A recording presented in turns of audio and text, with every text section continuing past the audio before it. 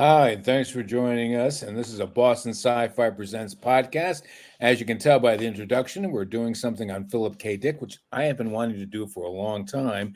And joining us for our discussion today is Melissa Starker, who is an SF50 programmer, and Hope Madden, who is a film director and a film critic. Gals, welcome to the podcast. I'm great to see you guys. You too. Yep. Okay, so let's start off with the beginning. I remember when I first started reading Philip K. Dick, and I started with I Have No Mouth and I Must Scream. And that stayed with me forever. And then that was way back in the 70s. And then all of a sudden, Hollywood grabbed onto his films and they became like the thing. All of a sudden, Hollywood found Philip K. Dick stories high concept, as we have seen with the introduction in the films that we're talking about. What makes Philip K. Dick so I don't know, appreciated or desired by the Hollywood producers? And Hope, do you have any thoughts on that? I think it's a fascinating question because, I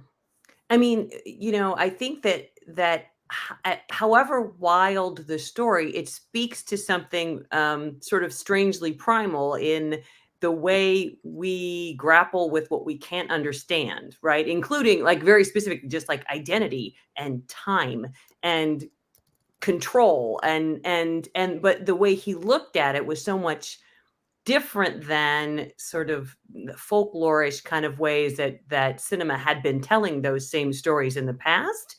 And I think it just really lent itself to cinema, to like a big look and, like just to really something very immersive and unlike what we were used to seeing in movies. What do you think, Mel? So I think those are great points. I just think, I mean, he was just so kind of ahead of his time in terms of the things that he was talking about, the themes that he was reaching for in terms of memory, in terms of questioning reality, and I think that those are things that just people could pick up from anywhere, even though they were written, say, 40, 50, even longer, 50 years ago. I've always thought that he was very much a product of the 60s. And I grew up in that. I'm older than you guys, but it was a very unique time in our history where things that we accepted were no longer accepted. And there was a lot of drug use, and the idea of different realities started really creeping into the zeitgeist. And so I'm thinking that, like you said, Mel, that he was ahead of his time, but part of his times, and it took a while for the culture to kind of come up to him, reach up to him. And like what you said, Hope, that his visions were very cinematic and Yeah. very much in keeping with the destruction of community and how we all felt a little unhinged and unmoored and unanchored in this world where we didn't know who was telling the truth, who was doing that. And I think that kind of really set the scene for Hollywood to jump into it and become a high concept. I don't know if whether that's just me in one of my insane ramblings because I did too much drugs in the 60s, but actually I didn't do that much drugs in the 60s. That came in the 70s. But anyways, No, I think you raise a really great point, and that was one of the first major points in terms of challenging the establishment, and that is definitely a through line here. Yep. so the first clip that we're going to show is from Minority Report, which is Tom Cruise, and obviously when Tom Cruise grabs onto something, and let's admit it, Tom Cruise does a really good job of science fiction. I mean, there's something, I mean, and whatever you think about him, his science fiction films are very palatable. Some of them are very, very smart, and he gets good people around him. But the fact that he glommed onto Minority Report says that he was aware of what's going on, and I think he was a pretty good barometer. So here's a clip from Minority Report, and I don't think we really need to set it up much more than that.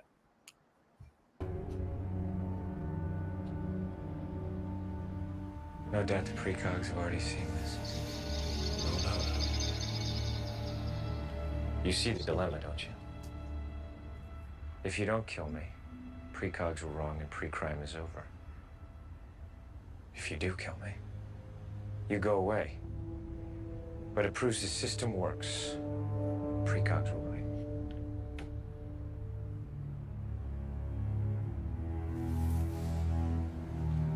So, what are you gonna do now? What's it worth? Just one more murder. You rot in hell with a halo, but people will still believe in pre-crime. All you have to do is kill me, like they said you would.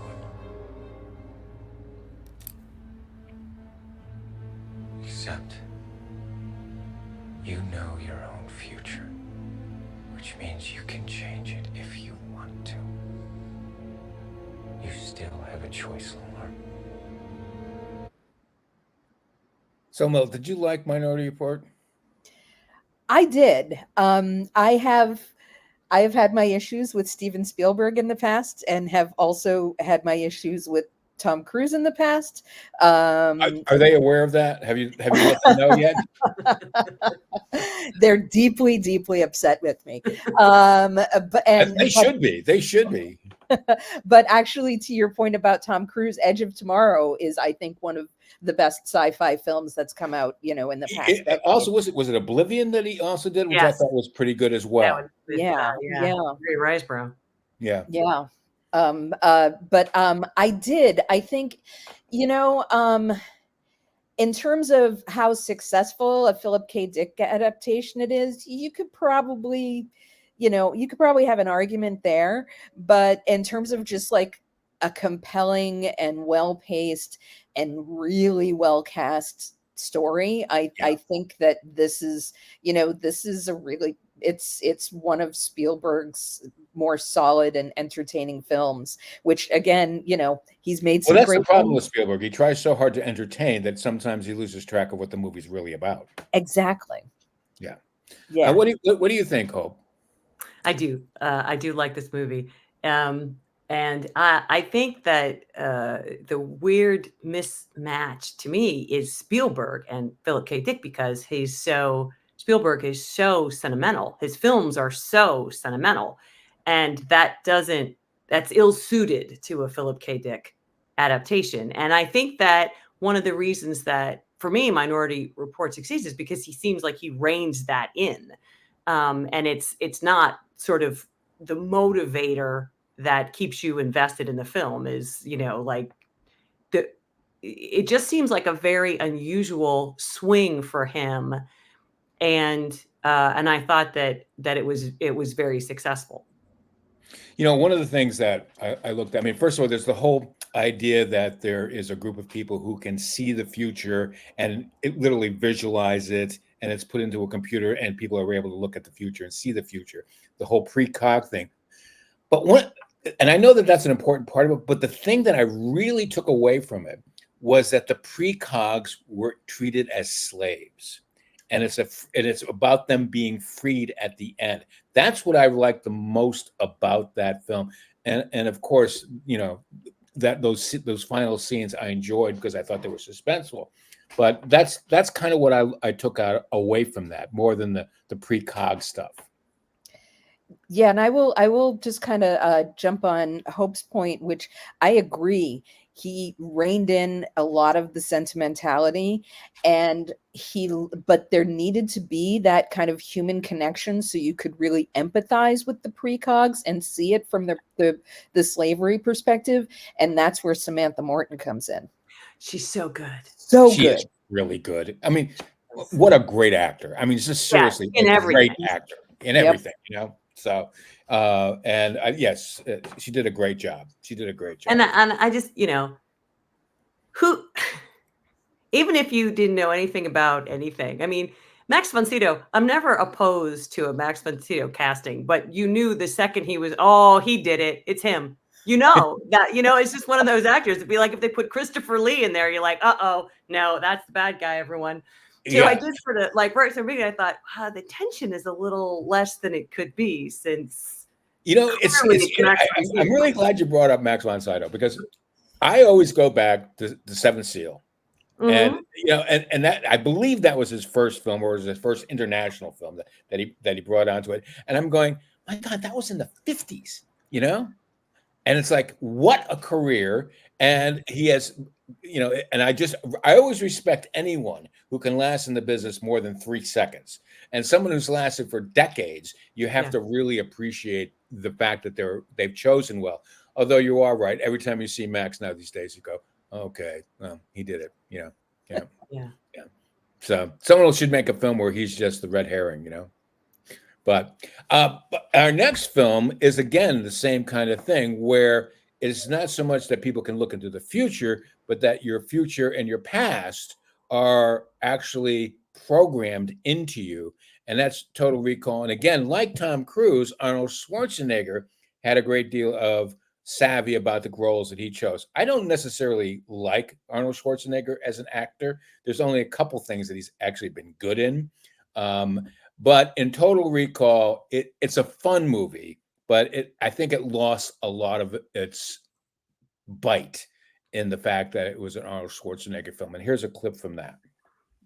Hey, you doing this, Lori?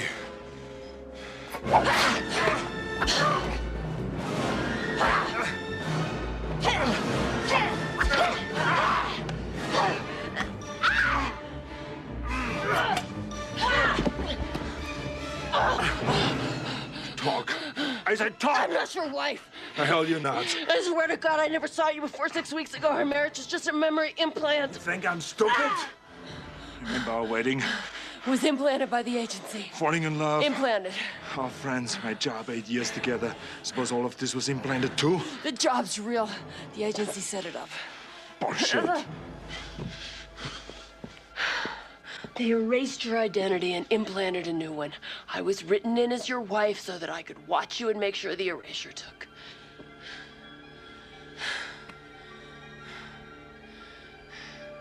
Sorry, Quaid. Your whole life is just a dream. I wish they had ended the scene there. But do you remember what happens after this scene? It has the classic, you know, Arnold Schwarzenegger and Sylvester Stallone having their catchphrase that they always end up doing. And this one is, "We're divorced," you know, and he shoots her. You know, it's like, oh God, really? I just thought that ruined it. Hope, what do you think? Am I being too hard on Total Recall? No, I mean it's one of the things I think that made it the most interesting is that it's essentially a comedy. I mean, it's a Paul Verhoeven comedy, but I mean it's high camp. It's, you know, I mean, it doesn't that it's, you know, it's shot with no depth. It looks campy. You know what I mean? Like I'm sure it had a massive budget, but it looks borderline low budget in the production values. I mean, the tone of it is comedic. Which to me is a fascinating idea for a Dick like adaptation, because they weren't very funny, those books. You're shaking your head, Mel. No, agreed. That is not the tone that I would associate with Philip K. Dick. And it's funny that we go from, oh, the sentimental filmmaker, never a problem with Paul Verhoeven. I agree. I mean, I think that, you know, this is a very Verhoeven film, but also very much a film of its time. It's like such a late 80s, early 90s time capsule with the oiled up, rippled muscles and the catchphrases and the high gore value. And yeah, I think that really just kind of walking in knowing that you're looking at something over the top and comedic is the best way to approach it, especially for the finale. Yes, especially for the finale. Yeah.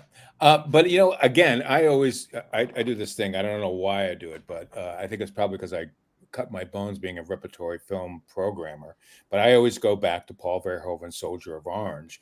and I don't know if you've ever seen Soldier of Orange, but Yep. it is a really good movie that has So got good. not enough thing, and it's not has nothing to do with Mars or anything like that. It has to do with freedom fighters during World War II that were Dutch, and a really good cast, and it was really well done. So I mean, Paul Verhoeven has the ability to make a really good film, but it seems to me that he kind of like got sucked into the Hollywood machine. Yeah, I mean, Black Book is another great example of like a more straightforward film that he did. That's really great. Yeah, you were going to say something, Hope? I wondered, I wonder if it was that Paul Verhoeven was like, I really want to make this property, or if somebody who didn't understand the property and didn't understand the filmmaker was like, let's pair these things and see what happens. Like, I wonder how conscious the choice was when they first sort of launched this, that we're going to have, Starship Trooper version of a Philip K. Dick novel, or if it was just like, oh, this guy, let's see what he can do. And you know what I mean? Like, I'm just wondering how intentional it was that this is how it turned out. Of course, it was massively popular. So obviously, whoever concocted this bizarre, combination did a fine job. I just wonder whether it was done on purpose or just like luck of the draw. I have a theory. Okay, I have a theory that I think this came after RoboCop, right? And I think Yes. that RoboCop, yeah. And I think what happened was Schwarzenegger saw that Philip K. Dick stories were going around and doing well. He came up with the concept and said, let's get really popular director who can give it that kind of patina of really smartness, which is Paul Verhoeven. And RoboCop just came out, and and I think that's what it brought. I think it was an idea of taking a high concept Philip K. Dick story and morphing it into a high concept Hollywood story, and the two didn't quite mesh right. I actually have a little bit of information on this one. Oh, good. That I was looking it up because I was kind of thinking a little bit of the same. And apparently De Laurentiis Entertainment Group was the original producers, and they had developed the project, and then they went under. And Schwarzenegger was very interested, but no one in the DEG group thought he was appropriate. They're like, no, that would be total miscasting. But then Carolco got involved, and Schwarzenegger obviously had a lot of clout, and so he's like, all right, come on in. So I'm not sure if Schwarzenegger came first and then Verhoeven, or the other way around, but yeah, there was potential for this to be a very different film. Yeah, well, if Carolco got involved in it, damn well that it was not going to be a high art film. Yeah. So I mean, back in the day, they just cranked out sort of a dreck and stuff that was popular, and some of it was good, but it was definitely not, high art. So, that's good. This next film is Paycheck, which I've seen a couple of times, and I'm not real. Again, I can't believe I'm saying this. I'm not real keen on it, and part of it is I go back and forth on Ben Affleck, and Ben Affleck is a younger actor here.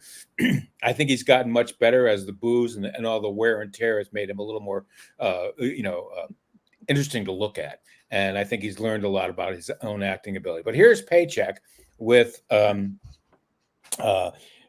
what's his name? I just mentioned, and oh yeah. I'd better get back. They'll get suspicious soon. Wait here. I'll be back in half an hour.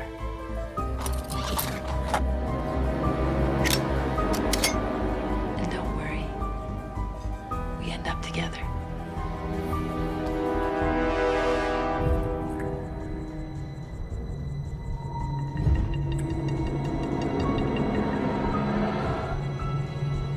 Michael. I love you.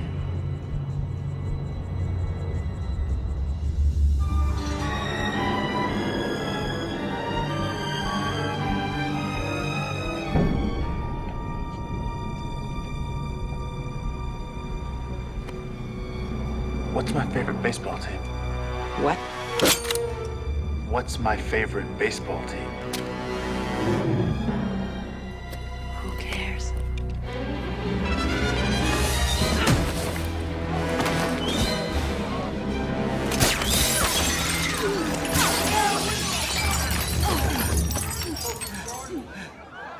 be the Red Sox? I think if that was shown in a screen in Boston, everyone would be shouting out Red Sox right away. But again, I think that Uma Thurman is miscast as a love interest, and I think there's very little chemistry between the two of them, and that hurts the film. Other than that, I think it's just kind of a pedestrian directing and all that other kind of stuff. So, Mel, what do you think? Am I being just overly grumpy old man? I I think think it's a two-part question. I think it's yes and no. I think it's an example of a film's title fairly accurately reflecting the reason the film was made. So that's sort of like what we just talked about. Yeah. So I am with you. It just kind of, a younger Ben Affleck wasn't necessarily the strongest of leading men in this kind of thing. The chemistry wasn't really there. This was John Woo, if I'm remembering. Yes. Right. Yeah. And so it's also another thing. It's like, this is a weird fit for John Woo as well. Yeah. So it's just, it's a really weird, disparate mix of elements for me, at least. Hope, what's your take? This is the only one I had not seen, so I just watched it the other day, and it's just god awful. And I thought to myself, well, come on, please, right? Don't sugarcoat it. Don't sugarcoat it. It's a John Woo movie I hadn't seen, so at least the action would be good. And the action was so leaden. It was so Even the climactic scene where they're hanging around and doing stuff like that, it's like, oh, come on, please just get over with it, Yeah, and Uma Thurman is like, but I mean, who could have done that role correctly? Be a super genius botanist and giggle. Rachel Weisz could have done it. Awful. And and Ben Affleck, I think in his career, he's shown that he's a solid character actor. He's a good supporting actor. When you give him the lead, he has no idea how to be that person. He has no idea how to make it a person. And I think that's the problem. I think there was an element of him wanting to be it, and people telling him that he was it. Sort of like Jack Black at one point saying that he was a lead actor, and he's not. He's a much more interesting lead actor than Ben Affleck is. Well, he is, but but I do think this about Ben Affleck. I think that as he's gotten older, he's learned to be a very, very competent director who puts a lot of thought into it and brings really good people around him to give him really good advice. And that's a smart director. So, I do think that you're right. I think when he's not the lead, he adds a lot to the show. Absolutely. I also thought I like Aaron Eckhart as a general rule, and he was so profoundly one note in this movie with the worst haircut I've ever seen. That it was like the Max von Sydow. You're like, oh, you think he's the bad guy at all? It was, it was just bad. It was just a bad movie. So these last couple of movies we've talked about, is Hollywood doing a disservice to Philip K. Dick's writing? Well, okay. I would say that there is a murkiness, like a narrative murkiness to some of Dick's stuff that just doesn't fit with your wrap it all up 3-act structure. Yeah. Although our next film I do like, and I've seen it several times. And it's The Adjustment Bureau, and I think I like it because unlike Jimmy Fallon, I like Matt Damon, and I love Emily Blunt, and I think she is a great actor who knows exactly who she is on screen and plays that role very, very well. So here's a clip from The Adjustment Bureau.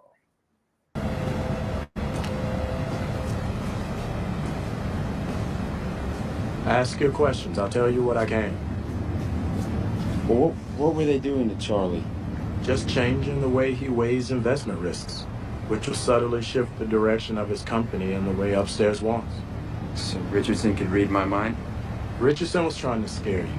No, he knew the number I was thinking of, the color. Because he set it up as a choice. Choose a color, choose a number. We can't read your mind or hear your thoughts. When you make a decision, your mind weighs options. We can perceive that.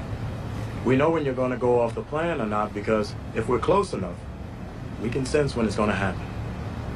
We're just here to keep you on plan. That's all we're authorized to do. Are you allowed to be telling me this stuff? I mean, are they following me now? We have to monitor the entire world. We don't have the manpower to follow everyone all the time. And there's something about water. It blocks our ability to read your decision tree. Are you an angel? We've been called that. We're more like case officers who live a lot longer than humans. So there's a lot that I like about this movie. One of it is that Dick seems to be playing around with what religion is. And that is an interesting concept. And the fact that there are some creatures or entities that are mapping out and planning our world when we have no say in what's going on. And I find that interesting.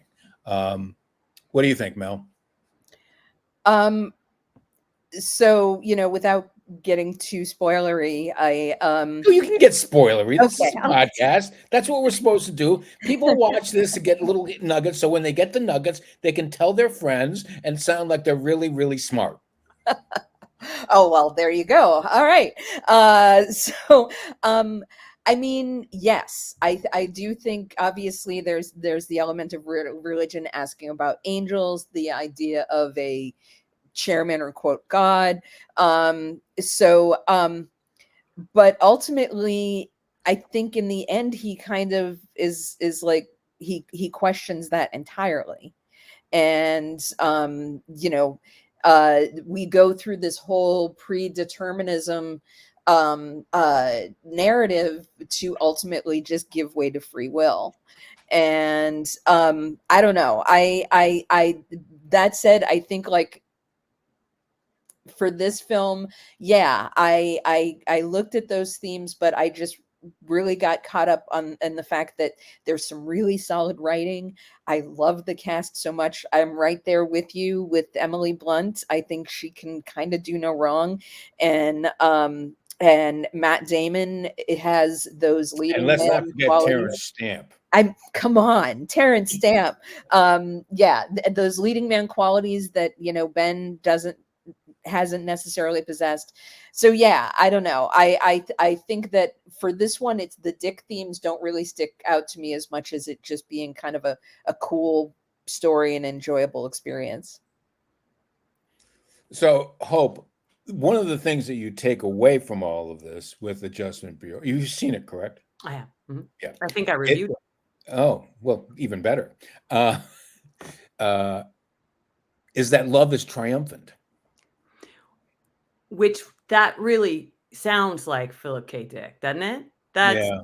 the thing for me that stands out in this movie is that the adaptation it's a love story. The movie is a romance. That's It what is. it is. Well, Well, I'm a the sucker book for isn't. So I'm like, who read this and thought, you know what this needs? And I'm not even opposed to the fact that it's a romance. And it's funny, the more we talk about this, the more I realize that what stands out to me in so many of these movies is the mismatch of creativity. It's like they're going, hey, we've got a Philip K. Dick novel. What are you going to do with it? I don't know. That's what it keeps feeling like to me. No idea. A love? Should we, and as much as I thought the movie, especially in certain segments, was fun, and then Emily Blunt would be in there with like red dress. They used color, I think, really well in this movie. They did. It feels like a cheat to even call it, a Philip K. Dick movie to me. You may be right about that, but I also want to comment on your use of color. I love the bathroom scene where she is in the stall hiding from everybody and comes out, and they have this very relatively intelligent banter, and they end up kissing, and that sets everything in motion. But the color and that the background of them and how she's dressed, how he's dressed, Yeah, I thought that was really well staged. Mm-hmm. So. Absolutely. All right, so we're now jumping into our honorable mentions, and there are a lot in there. And in one of the honorable mentions, there was a really bad film called Screamers that was a really good short story that I loved, but it became a really cheesy movie. But this clip was put together by our director, Mark Sherwood, and here are our honorable mentions of Philip K. Dick movies.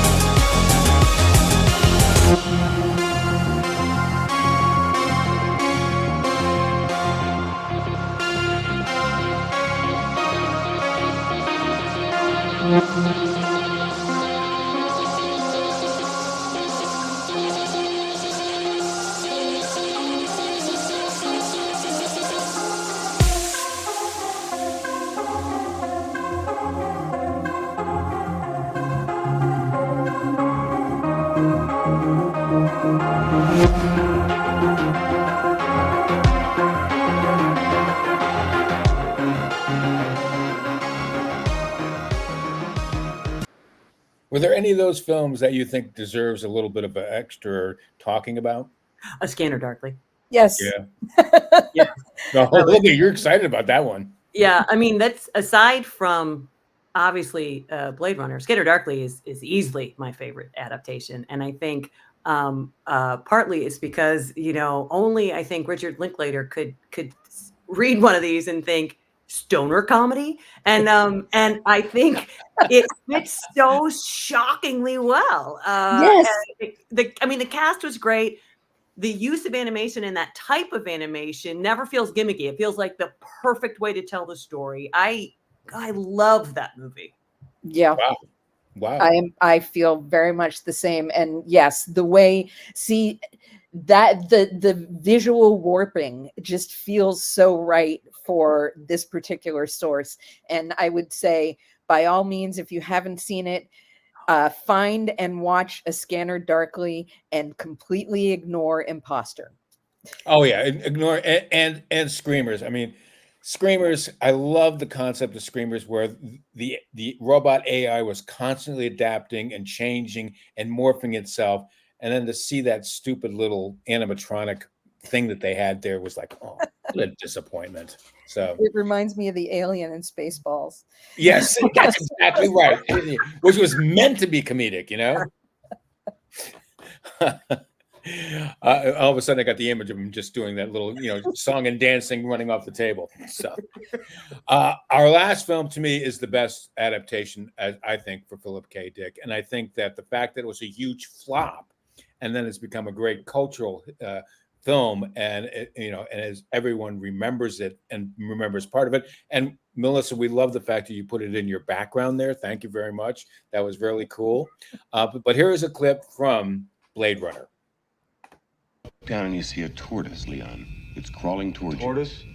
What's that? You know what a turtle is? Of course. Same thing. Never seen a turtle. But I understand what you mean. You reach down, you flip the tortoise over on its back, Leon. Do you make up these questions, Mr. Holden? Or do they write them down for you? The tortoise lays on its back, its belly baking in the hot sun, beating its legs, trying to turn itself over, but it can't. Not without your help. But you're not helping. What do you mean I'm not helping? I mean you're not helping. Why is that, Leon?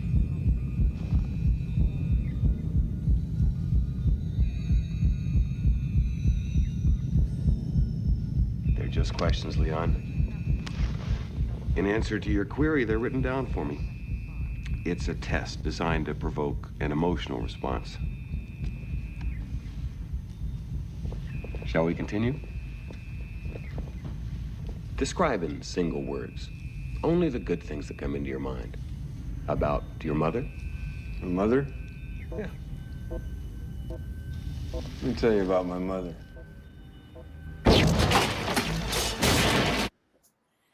And I think we said earlier when we were pre-meeting, he has issues. That's the great Brian James, who I adore as a character actor. I think he was one of the great ones. But we purposely chose something that was not something that you normally see when you're doing clips from Blade Runner. We always see the what's her name, the dark-haired girl I can't Sean believe Young. Yes, Sean Young. Yes, and she's gorgeous and she's beautiful and all that kind of stuff. But what I like is us examining what happens when you have a 4-year-old replicant who has the memories implanted just to be able to kind of exist, and that they have to be there. And I think that to me is one of the more interesting things about Blade Runner, and it's also a love story. Yeah. What do you think, Hope? Well, it's just one of the greatest sci-fi films of all time, and one of the greatest world building, and one of the greatest villains in all of science fiction. Roy. Are we talking about Tyrell, or are we talking about Roy? We're talking about Roy. Yeah. Okay. Oh my God! You know what? I don't think Roy is a villain. He's, Rutger Hauer is so perfect. He's so perfect in this movie, but so much of it is. I mean, it's a shockingly well-crafted universe. You just feel like everything, the trash seems like it's really there. I mean, everything seems like it's a very lived-in world. I think that they created, and that Ridley Scott created, and it's very amazing thing to do with something that is so absolutely not real. To have thought through so much of the details of this just rundown, dilapidated universe that's so far away from our time. I mean, it's just an amazing piece of filmmaking. What do you think, Mel?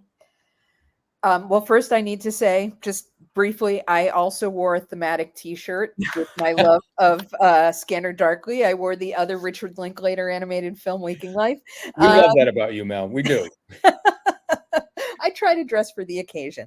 Anyway, I mean, it's kind of hard to build on that, because it's just so it's just such an amazingly well-rounded vision. And there are all the different versions that have come out, and I do think that you can actually see with the original how Ridley Scott's original edit really tried to fit to that everything wrapped up in the neat package. But once he was able to do the additional cuts, he gets into that area with Philip K. Dick in terms of, is Deckard human? Is Deckard a replicant? You get a little bit of that in the original cut, but it really kind of comes out more. And so, but at the same time, with each new version, the audience shows up for it, because there is so much more that can be done with so well-rounded and so total an immersive a vision. You just want to spend more time with it because it's so exceptional. Is it the best science fiction film? Oof. It's up there. I mean, it is up there. It's definitely up there. Yeah, because it's then you think about Metropolis, which is a totally different thing, but it's kind of like, but that's the same thing. They built a universe, they built a world that you can buy into, and you understand it. I mean, versus Hope, you're talking about the mess and the dirt and stuff like that. Star Wars is clean. I mean, everything is clean. The ships are clean. There's no garbage any place. And, I mean, they start getting into it a little bit in the Disney shows of being a little bit more dirty and grubby. But, you take a look at the uniforms of the stormtroopers. They're all shiny and neat. So, yeah, I think people appreciate the fact that if you're living in a megapolis, then you're gonna have a lot of dirt and filth. Well, I think too, Ridley Scott seems to like a sort of beat up vision of the future because Alien, that spaceship didn't look like it could be floating in Correct. space. Correct. Yeah. I was just going to make that point. Yeah. And then Gladiator, the first Gladiator, there's a lot of street shit, you know. Yeah. So I think Scott is, and I think it's probably because he came from Northeast England. Because if you've ever been up to Northeast England at all, it's kind of dirty and grubby, and you know. So, any final thoughts on Philip K. Dick and Hollywood? I wanted to mention. So there's a documentary called "The Glitch in the Matrix," which is from Rodney Asher, which is one of my favorite documentarians. And I was unaware of this clip. He has included in it a clip of Dick at a conference, and all these people had like a book show, and people had come to hear him talk about his books, and instead he wanted to talk about religion. And what he really said was that he believed that we are living in like AI, that we are living in a computer program that was created by somebody else for their entertainment. And this would have, I think it was like maybe said 78 when he had this little conference where he said these things. And I found it fascinating because it seemed to me, I mean, it predated like any other sort of realistic people are having that conversation. Like obviously it's 2 decades pre-Matrix. And but also I had no idea that he thought that way, that in real life, he thought these things. He struggled with his perception of the world. He was, there were some, I don't know if there were serious mental issues, but I think some of his drug abuse that he experienced was based on his attempt to find coherence in his universe. And I think this is probably where he ended up. But I think, again, when you're looking at visionaries, the way that they look at the world and the way that there may be something that's firing in their brain, because that is where I think genius comes from. But that's my own humble opinion. What do you think, Mel? Well, I have not seen Glitch in the Matrix, but it is now at the top of my queue. Yeah. And that's just really interesting what you're saying, because it adds a literal another layer to the adaptations of his work. It's a simulation of a simulation of a simulation created in a simulation. Yeah. Well, anyways, guys, we're running out of time, so I want you to shamelessly pimp whatever you're doing right now, so that whoever's watching this get to see more of you. So, Hope, what's going on in your world? I have movie reviews every week at maddwolf.com, MADDWOLF, and my film Obstacle Corpse is streaming on Amazon Prime and Tubi. Great. You getting any money from them? Yeah. Good, because they're notoriously cheap. Mel, what's going on in your world? So right now, I am kind of focused on trying to get the virtual program for SF50 going with some great teammates, including you. And I'm actually going to cede the rest of my time because, Hope, you are also an author. And don't you have a story coming out? I do. How could you not tell us that? You know what? Actually, I have a book that came out already. Oh, there we go. And then I have another one. My second novel is going to come out middle of next year. And in the meantime, I've got a short story in 2 different anthologies. One is called Flash of the Dead Halloween. My story is called Clown Wanted. And the other, I can't think of the name of the book. Oh no, we'll forget about that. It's a sign of senility. Don't worry about it. Sorry to put you on the spot there, but I was like, it was nice of you. Thank you. You really should always make sure you've got props when you're on these shows, and make sure that you show people what's going on. And I didn't say it's called Roost, and you can buy it anywhere. I tried to have my prop ready, but the cat is sleeping, so I. You can't disturb the cat, of course. No. Obviously, Anyways, guys, thanks a lot. This has been a lot of fun, and we'll have to do it again sometime.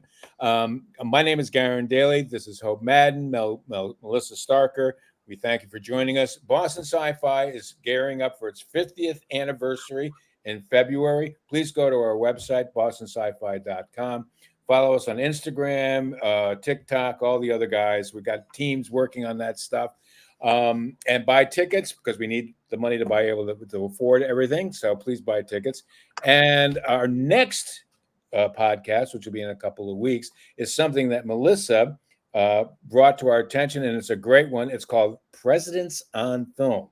And Mark Sherwood, our incredible director, has put together a clip to end this show with. And so, again, thank you very much. And here is a clip of Presidents on Film, our next podcast.